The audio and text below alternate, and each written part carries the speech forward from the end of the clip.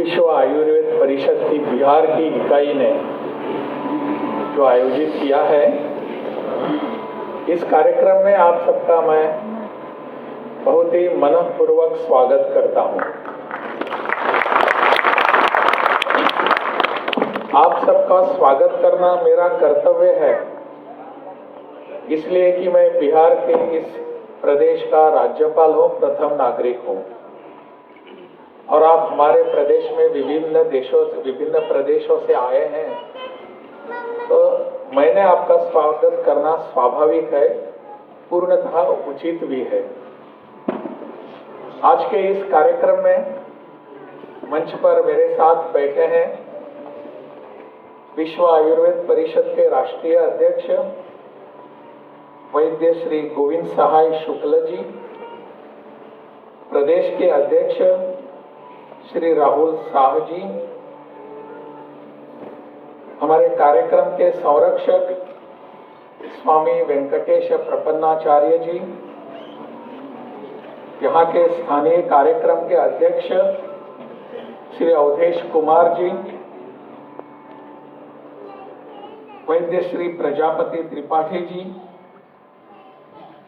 इस विश्व आयुर्वेद परिषद के राष्ट्रीय सचिव मेरे मित्र वैद्य श्री शिवादित्य ठाकुर जी, बिहार से और अन्य प्रदेशों से आए हुए सभी प्रतिनिधिगण, अन्य सभी विद्वज्जन, छात्र तथा छात्राएं, शिक्षक और सभी उपस्थित बहनों और भाइयों, आप जैसे कि जानते हैं कि आज ये विश्व आयुर्वेद परिषद की संगोष्ठी हो या संभाषा कहें, 2 दिन चलने वाला यह कार्यक्रम है। आज हम यहाँ उद्घाटन सत्र में सभी उपस्थित हैं। आज और कल मिलके आप अनेक विविध विषयों पर विमर्श करेंगे, चर्चा करेंगे। कुछ समस्याएं हैं, उसके बारे में भी आप चर्चा करेंगे और इन समस्याओं को लेकर आप समाधान तक जाने का प्रयास करेंगे। हमेशा ही समाधान मिलता है ऐसा नहीं, परंतु उस दिशा में जाने का प्रयास जरूर होगा और अंतिमतः आप सबको इसमें समाधान मिलने में सफलता भी मिल सकती है। आप सब यहाँ एक विशिष्ट दृष्टिकोण रख के आए हैं, विशिष्ट उद्देश्य रख के आए हैं। अपनी जो आयुर्वेद की परंपरा है, इस देश की, इस संस्कृति की, इस भूमि की, उस परंपरा में आप सभी जुड़े हुए हैं। मुझे लगता है आप सभी बहुत ही भाग्यशाली हैं कि ऐसी परंपरा, ऐसी एक संस्कृति से आप जुड़े हुए हैं कि हजारों वर्षों से यह परंपरा यहाँ आती हुई है और हर समय समय पर इसमें विकास होता रहा है। यह विकसित परंपरा है। जैसे कि अभी बता रहे थे अपने सचिव साहब कि अनेक लोगों को लगता है कि इसमें अनुसंधान होते नहीं हैं, परंतु समय समय पर अब अगर हम देखेंगे तो अनुसंधान होते रहे हैं, शोध होते रहे हैं और इसीलिए आयुर्वेद की ये परंपरा आज तक यहाँ टिकी हुई है, अन्यथा नहीं रहती। आज की जिसे हम मॉडर्न मेडिकल साइंस कहते हैं, वो आधुनिक मेडिकल साइंस, उनकी निर्भरता जो होती है वो अनुसंधान पर ही होते हैं। लेबोरेटरी टेस्ट, लेबोरेटरी में आपने टेस्ट किए हैं, उसके रिजल्ट्स क्या है वो हमको दिखाइए। बाकी अन्य चीजों के ऊपर उनका ध्यान होता है ऐसा नहीं है। आयुर्वेद में जो भी अनुसंधान होते हैं वो अपने शरीर को लेकर जैसे होते हैं, उसमें अपने मन का भी चिंतन किया होता है। मन और तन दोनों को इसमें जब हम जोड़ते हैं तब आयुर्वेद परिपूर्णता के तहत जाता है, उसके दिशा में जाता है। अनेक वर्षों से हम सुनते आए हैं कि मॉडर्न साइंसेस मन को कोई स्थान नहीं देता था। आपके शरीर के ऊपर उपचार किए गए, बस आपको इसके बारे में जो भी परिणाम मिलने हैं, रिजल्ट्स मिलने हैं, वो मिल जाएंगे। परंतु आयुर्वेद ने शुरू से ही इस चिंतन में अपना एक विशेष भाग दर्शाया है, विशेष हम सबके सामने रखा है कि तन की तो दुरुस्ती चाहिए ही, तन के लिए हम उपाय करेंगे ही, लेकिन स्वास्थ्य के लिए, परिपूर्ण स्वास्थ्य के लिए मन का भी उपचार चाहिए। मानसिक उपचार नहीं होंगे तो तन आपको साथ नहीं दे पाएगा। इस मूल भाव को लेकर आयुर्वेद आगे बढ़ता गया है और इसी कारण आज की तारीख में दुनिया भर में आयुर्वेद के लिए मान्यता बढ़ती जा रही है, क्योंकि मन का विचार किया गया है, तन के साथ मन का भी विचार किया गया है। तन का स्वास्थ्य और मन का स्वास्थ्य दोनों स्वास्थ्य अगर साथ में रहेंगे तो मनुष्य का स्वास्थ्य ठीक होता है।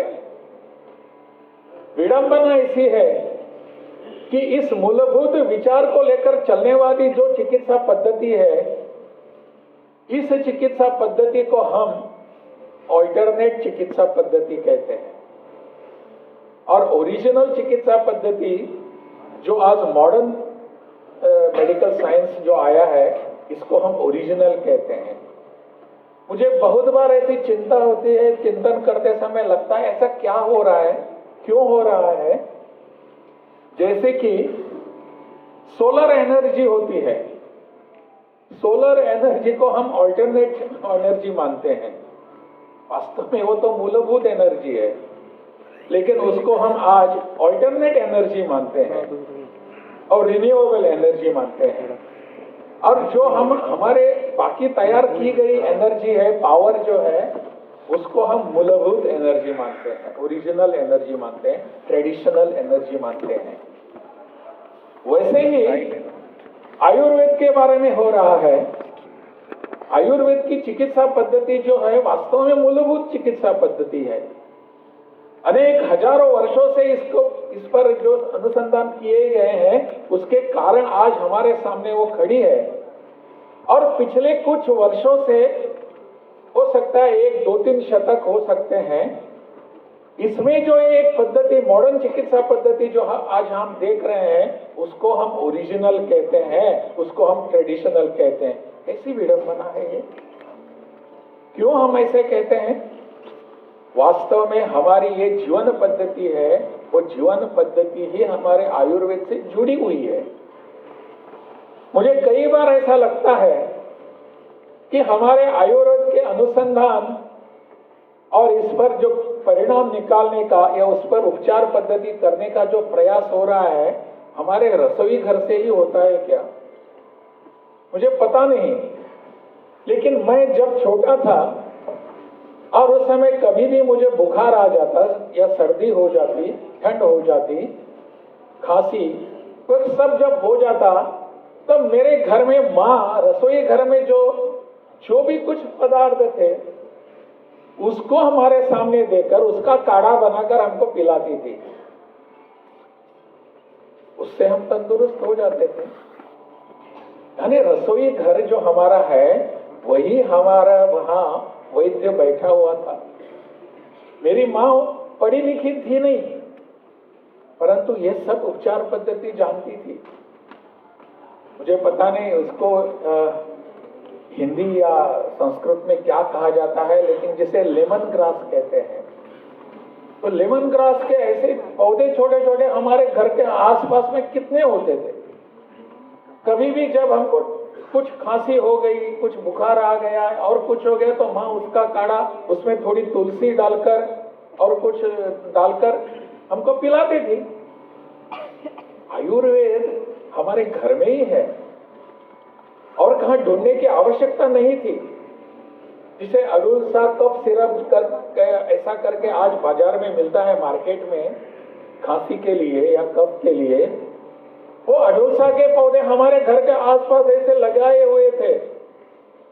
जब भी हमको बुखार आ जाता था तब माँ हमारी उस अडुल्से के पत्ते निकालती थी और उसको उबालने के बाद उसका ही उसके पानी से हमको स्नान करवाती थी और दूसरे दिन हम बहुत तंदुरुस्त।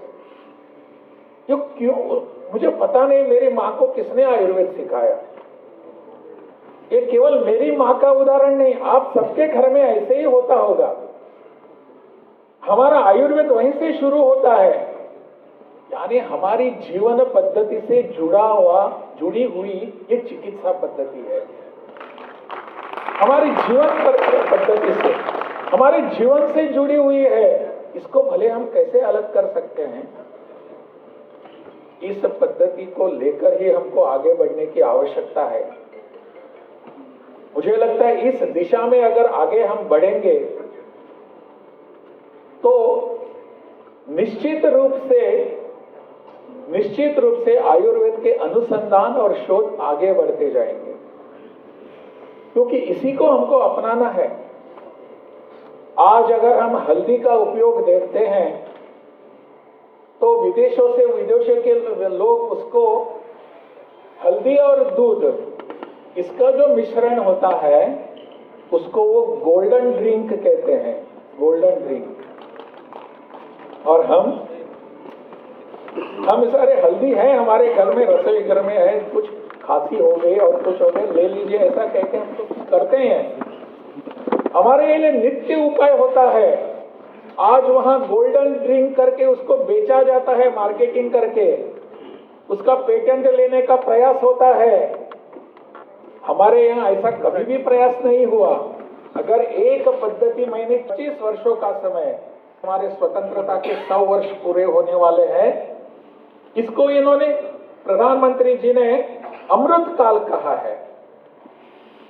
इस कार्यकाल को, इस काल को अमृत काल कहा है। इस अमृत काल के लिए क्या हम सब तैयार हैं? क्या हम are we prepared for that Amrit Kaal? मुझे लगता है इस पर सोचने की आवश्यकता है। ये अमृत काल क्या होगा? हर क्षेत्र का इसमें योगदान चाहिए। 2047 में हम विकसित भारत का सपना अगर देखते हैं तो उसमें मेरा योगदान चाहिए। मैं उस पर रहूंगा। 2047 में भारत को 100 वर्ष पूरे होने वाले हैं स्वतंत्रता को। उस समय मेरा भारत दुनिया भर का विकसित भारत होगा। लेकिन उसे भाषण करने से नहीं होगा। यहाँ आपके सामने माननीय राज्यपाल आ चुके हैं, राजेंद्र आर्लेकर, उन्होंने एक भाषण दे दिया, आपने जोर से तालियां बजाई, राजेंद्र आर्लेकर खुश होकर चले गए। इतना अच्छा भाषण किया। मुझे ऐसा नहीं लगता। मुझे लगता है 2047 के उस अमृत काल में, विकसित भारत में मेरा क्या सहभाग रहेगा, मेरा क्या योगदान रहेगा, मेरा क्या योगदान रहेगा, इसके ऊपर मुझे एक किस्सा याद आता है। मेरे पास समय का अभाव भी है, लेकिन मैं तुरंत आपको बताकर चला जाऊंगा। क्या है कि मैं जब मुंबई में था, बताया गया कि